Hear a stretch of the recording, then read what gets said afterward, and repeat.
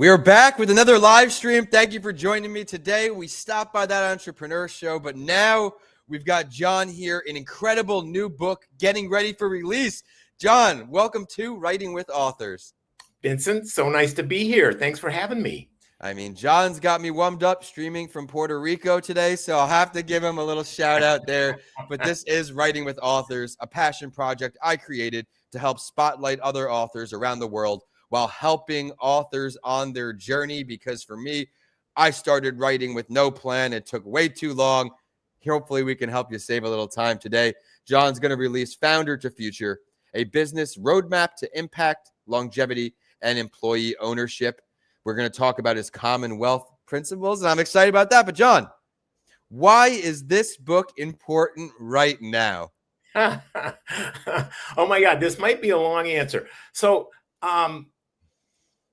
this book is really targeted at the 3 million over 55 founders of small businesses and the 32 million people that work in those businesses. Something is going to happen to those businesses in the next 15 years.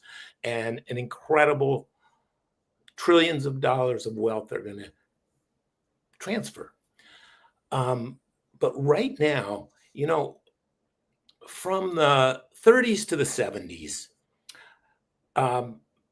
unions got better wages and better benefits, and working people moved up in this country. And at the end of that era, in the early 70s, the average CEO was making 20 times as much as the average working person. That's now 300 times as much. If wages had kept pace with CEO pay, the minimum wage today would be over $100 an hour. But working people have been left behind. They've been left behind by Democrats. They've been left behind by Republicans. They have been left behind. And to me, this book is an antidote to the current American spirit that we're all experiencing right now, the one of cruelty, not generosity, the one of cynicism and resentment, not optimism and love. It's a spirit that has bedeviled us at times during our history, but it's always been overcome by our better hearts and minds. And I'm certain that will be true of this time too. So this book is an ode to the America to come, the America where we will all share the bounty, where we will all share the rewards, where we will all share the profits. So that's the message. That's the story. That's the hope.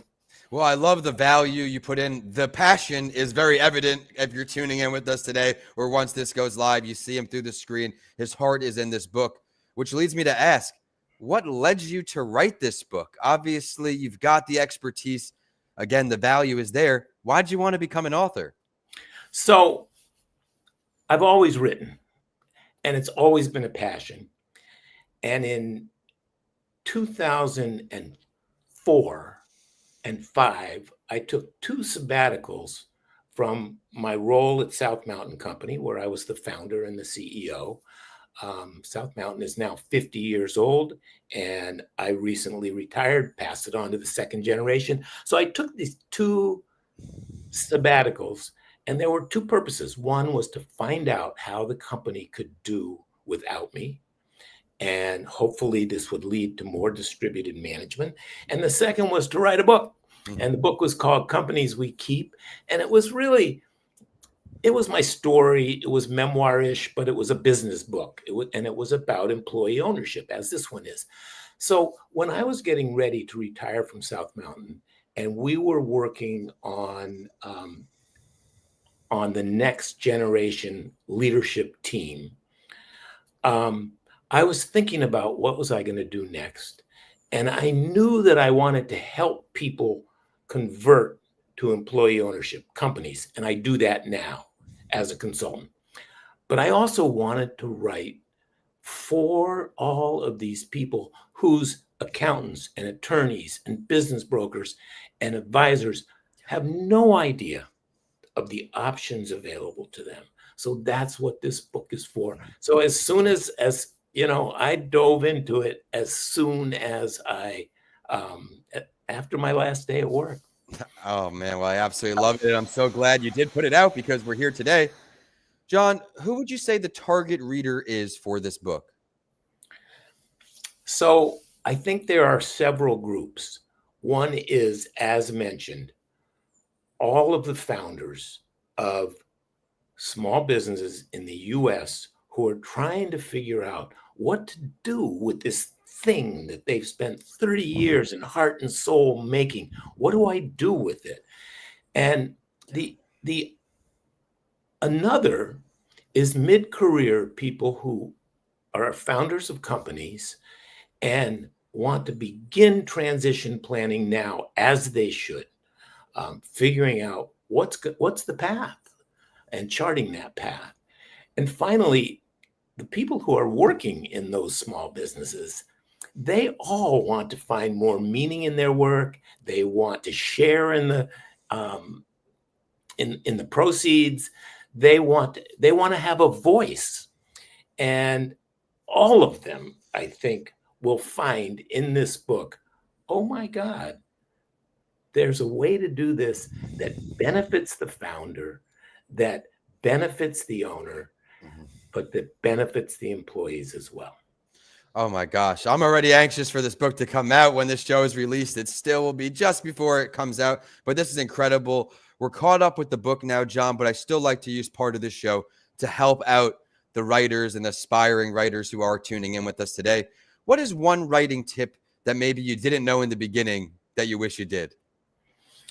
Well, here's something that uh, so I thought that for this book, I was going to interview 20, 25 people who I've known or heard about that exemplify the kind of business. This book really is centered on 5 transitions that I recommend, and that is from ownership, moving from proprietary ownership to widely shared and accessible to all, leadership from the original founder to next generation, mission from unprotected mission to permanent preservation of purpose, management and governance from top down to participatory and democratic, and impact from business as usual to certified B Corp force for good.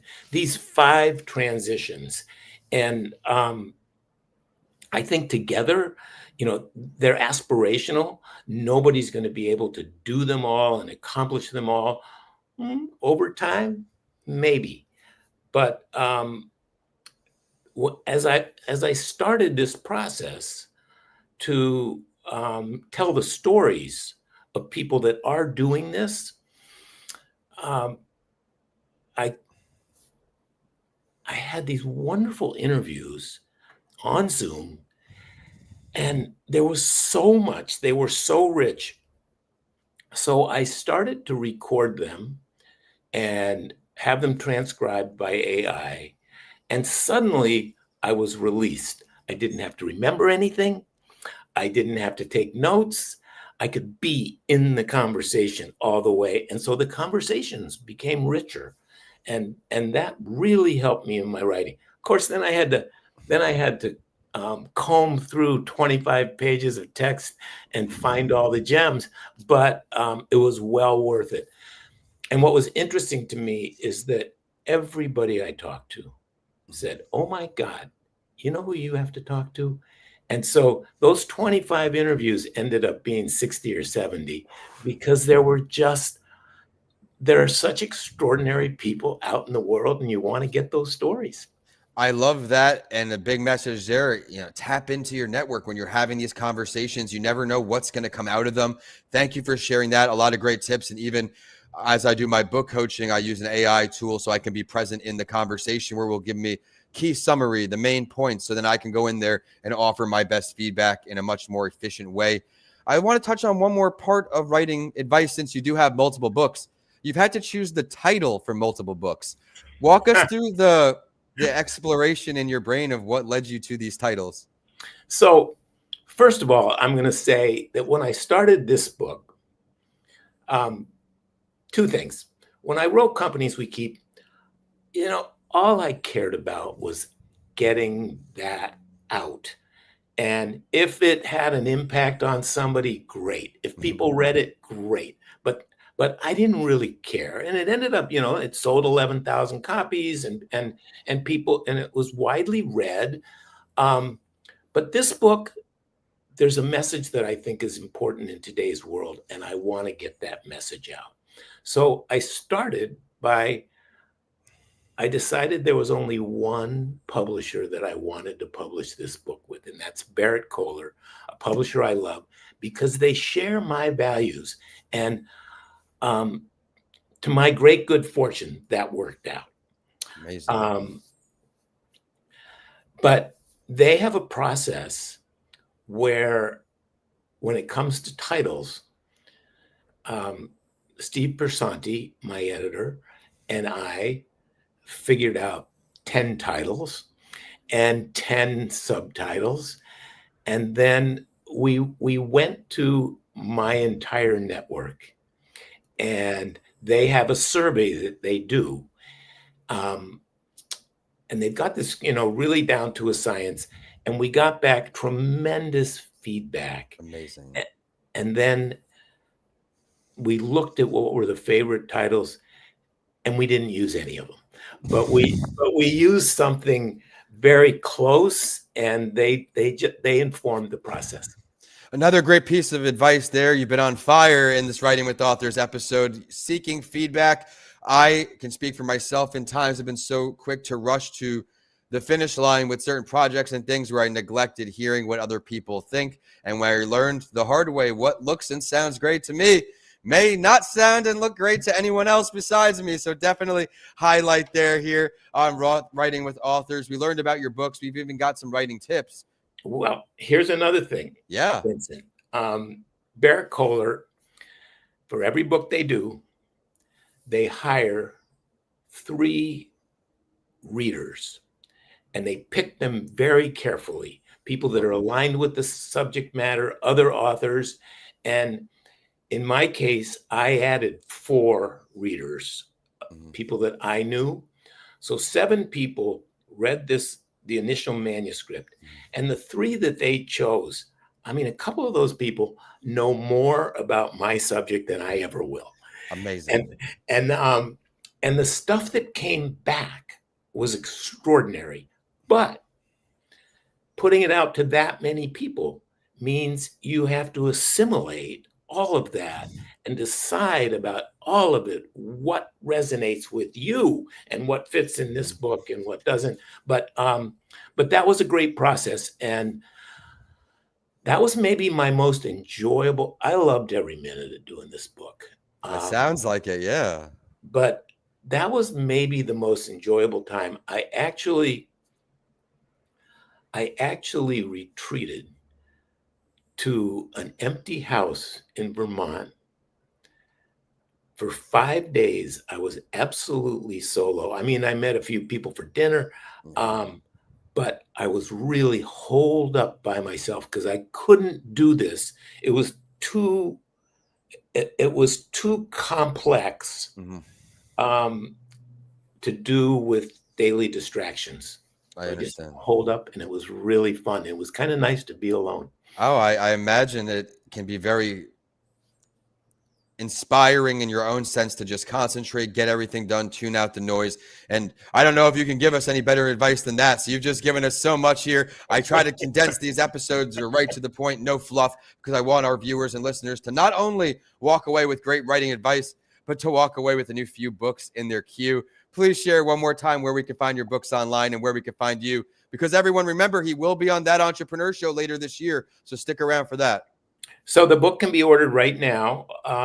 It can be pre-ordered at Bookshop, Barnes & Noble, Amazon. I recommend Bookshop. I love bookshop.org because their profits go to local independent booksellers. So wow, that's amazing. And I know it's not the same way when I have my books on Amazon, for example. The unhealthy distribution of a sale of a $20 book will certainly throw you for a whirlwind the first time you see it as an author. But John, God, thank you so much for taking some time all the way from Puerto Rico to come on Writing with Authors.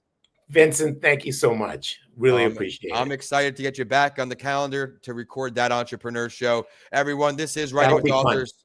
Of course, and we're going to have a great interview, I can already tell, because of the energy and the passion you bring to your subject, and that's all we can ask as hosts, to have guests who come on and bring their A game. This is Writing with Authors. Please remember to subscribe for the next episode. My name is Vincent A. Lancy. You can find me anywhere online by my name, and I'd like to shout out our show partner one more time, John Ford, with his empathy set, his empathy card set, his empathy app. He has so much to offer. Please, everyone, go out there and remember you are not alone as entrepreneurs and go-getters in the community. Empathyset.com. With that, we're signing off from Florida out to Puerto Rico for a fun episode on Writing with Authors. John, thank you so much. Vincent, thank you. I love your passion too. Thank you so much. All right.